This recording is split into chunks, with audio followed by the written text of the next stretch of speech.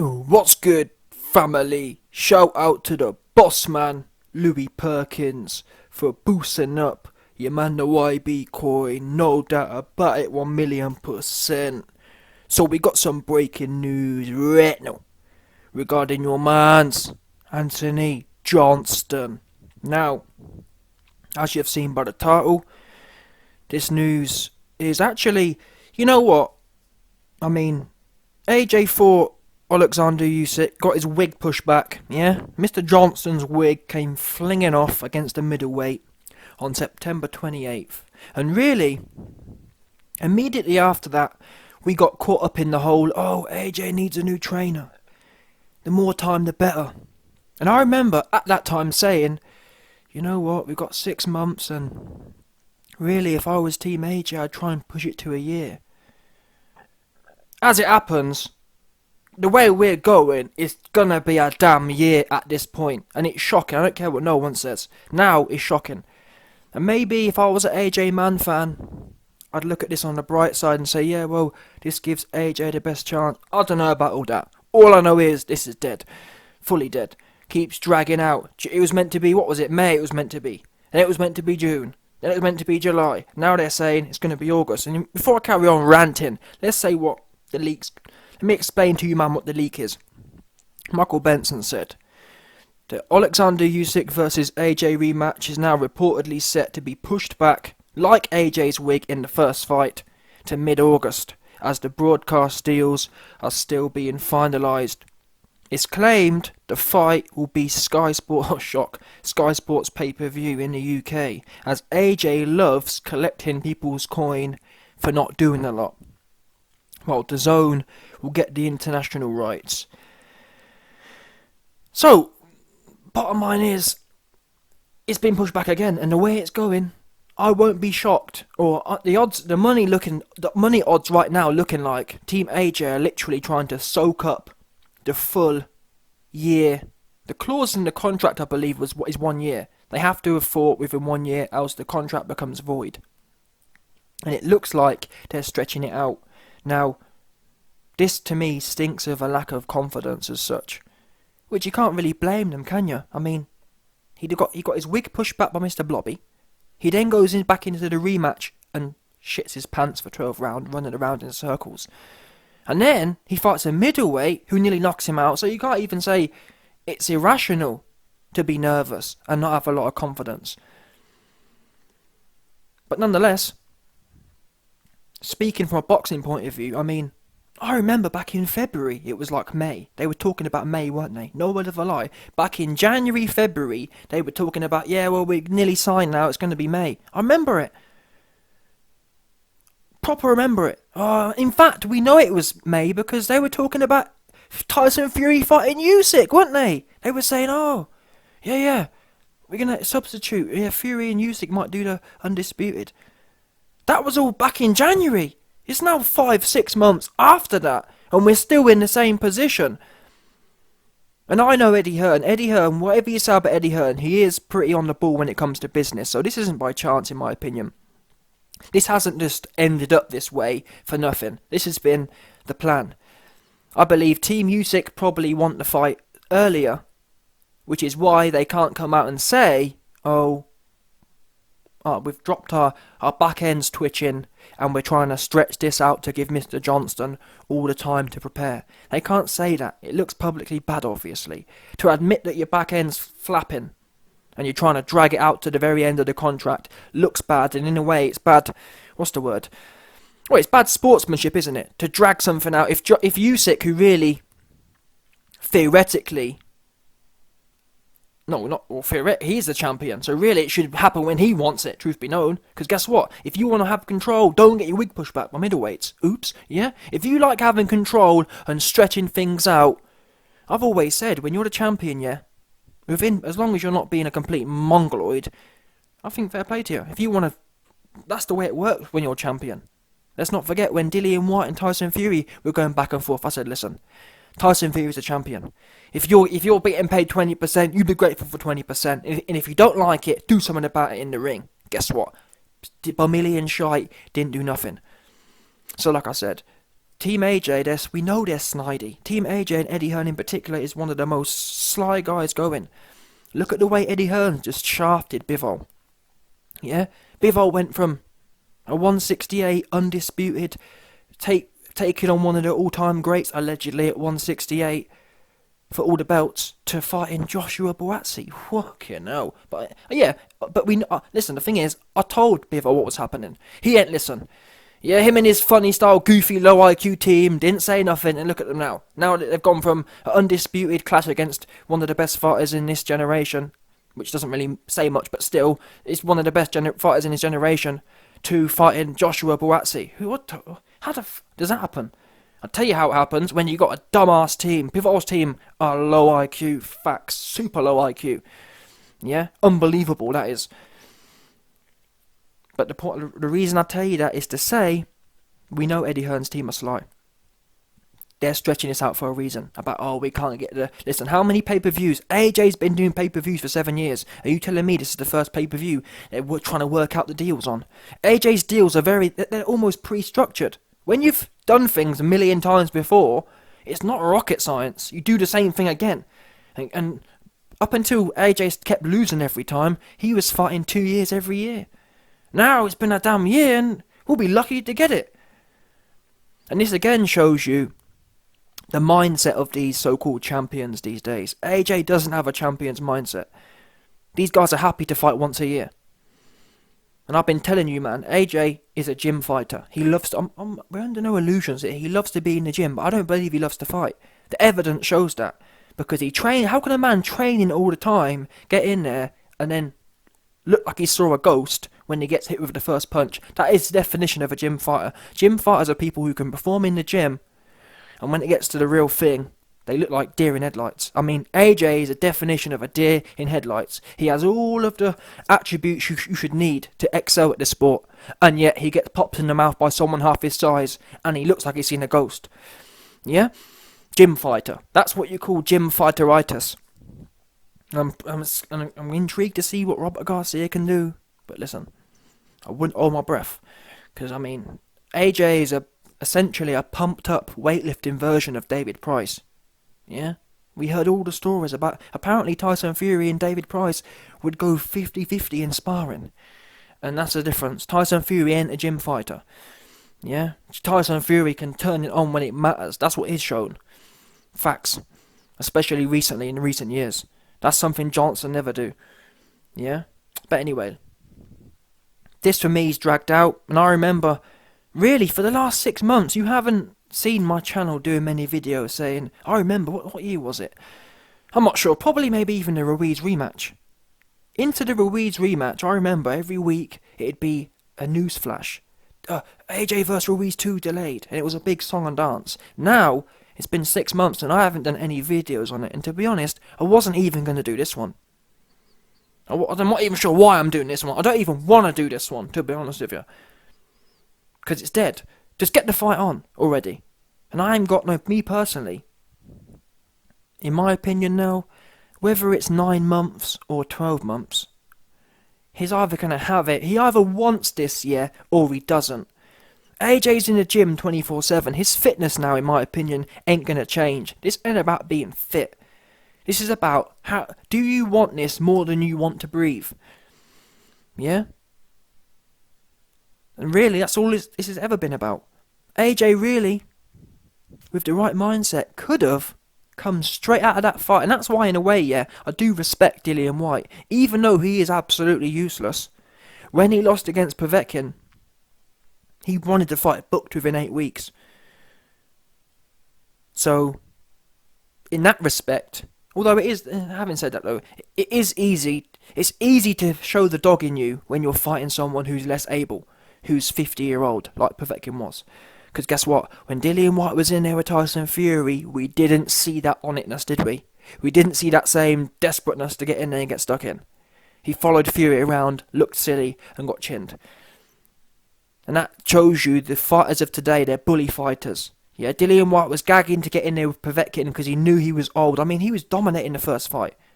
And it just turned out he had no chin. Yeah? So... That's why he was desperate to get back in there, because he thought, you know what, I was dominating him. I can do that again. But guess what? When he was in there with someone above his level, he didn't want it like that, did he? And that's the same with AJ. AJ, look at Mr. Blobby. When AJ got beat by Mr. Blobby, he felt that, okay, Mr. Blobby, he ain't got no footwork. I can go in there and shit my pants for 12 rounds and nick a fight on points. That's what he said. And that's why he was desperate to get in there. But with Usyk, guess what? Usyk ain't going to blow up to 500 pounds and not do no training and have stiff feet. And the fact that AJ's taking this long shows he's nervous, in my opinion. Because let's not forget something straight here, people. If trust me, AJ calls the shots here. If AJ wanted this fight booked for November, it would have been booked for November. He holds all the contractual leverage here. Usyk can't say he doesn't want it in November.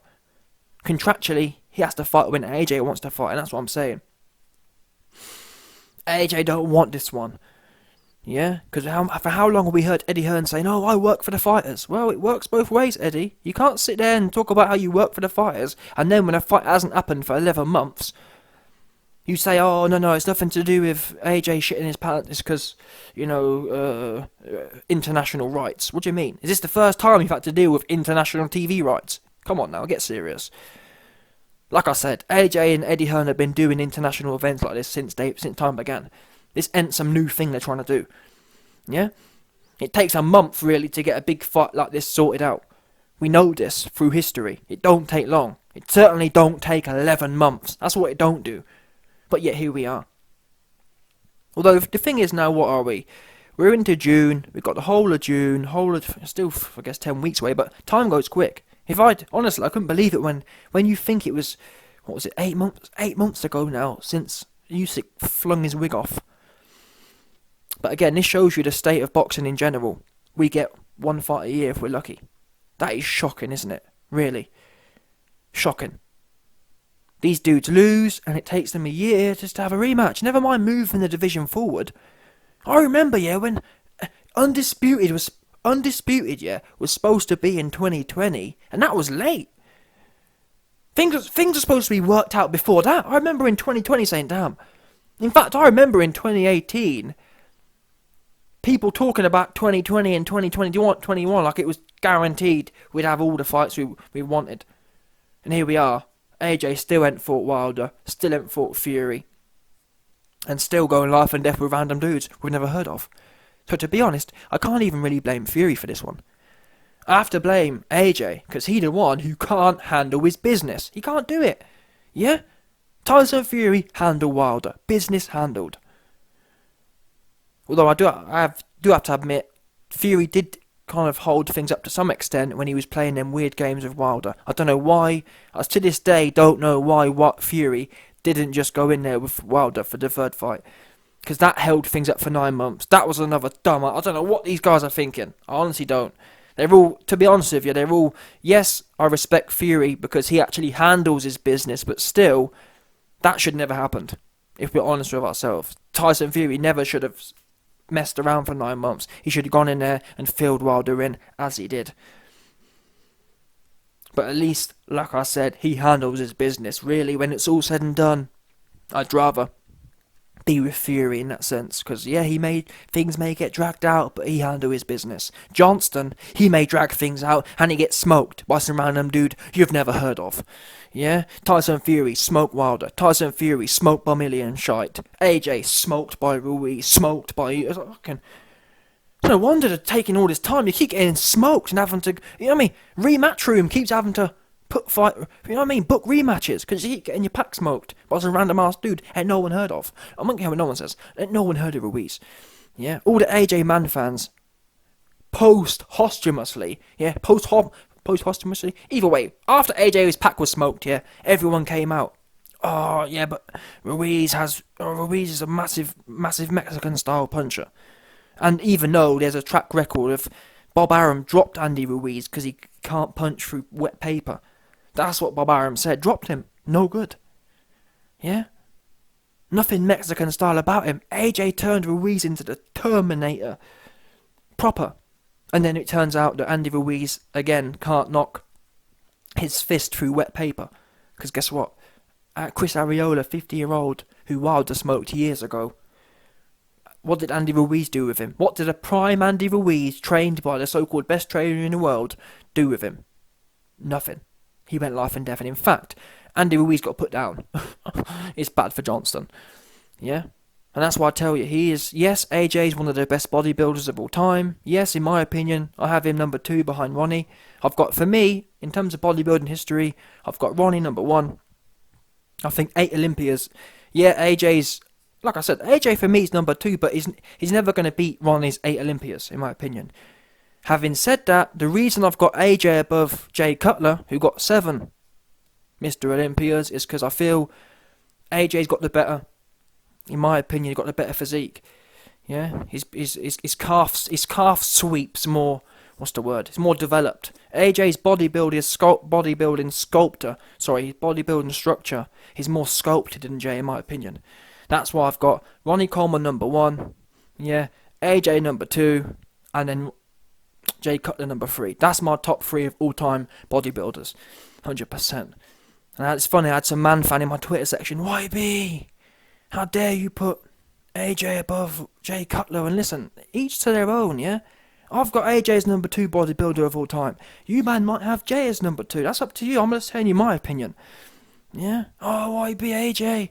He's not the best bodybuilder of all time. Listen, I'm just telling you how I feel. I feel AJ's done enough for the bodybuilding community to be number 2 of all time. Me personally.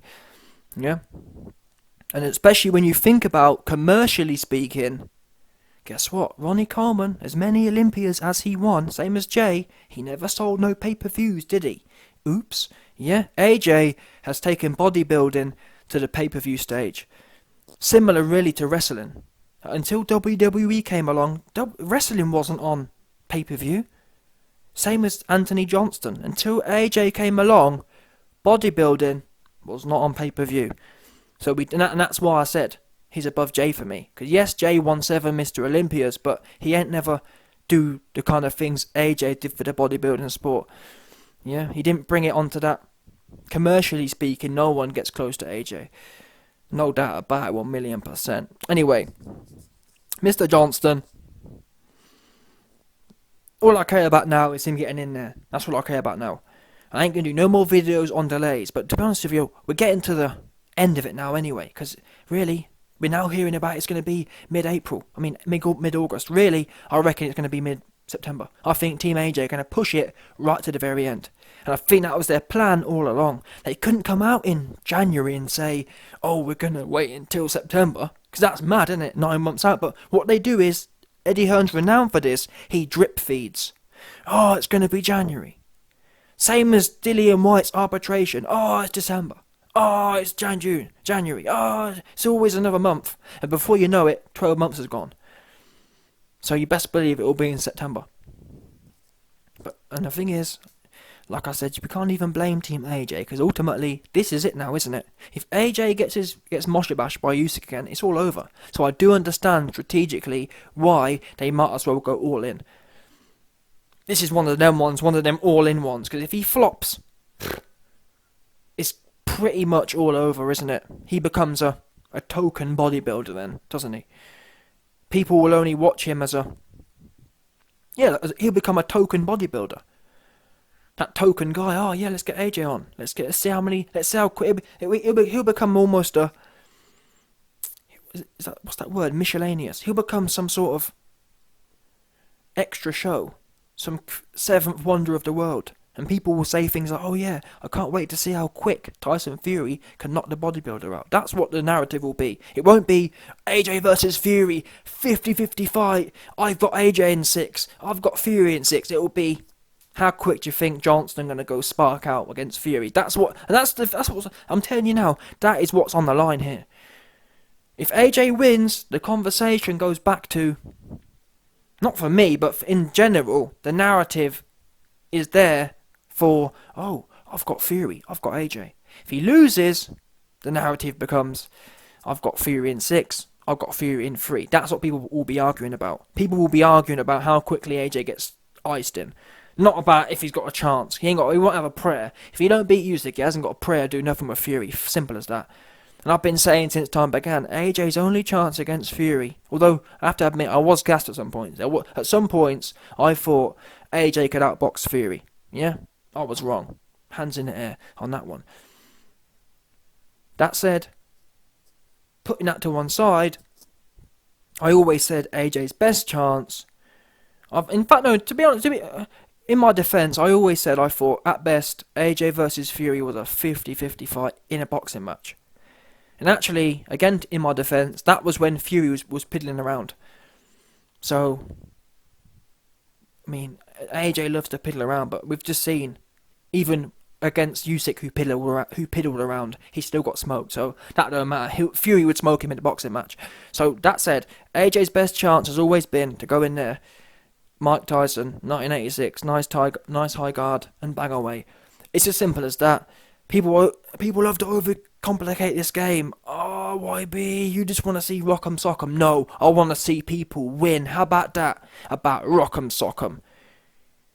What you want to say is you like to see people lose 'em. That's what you like to see.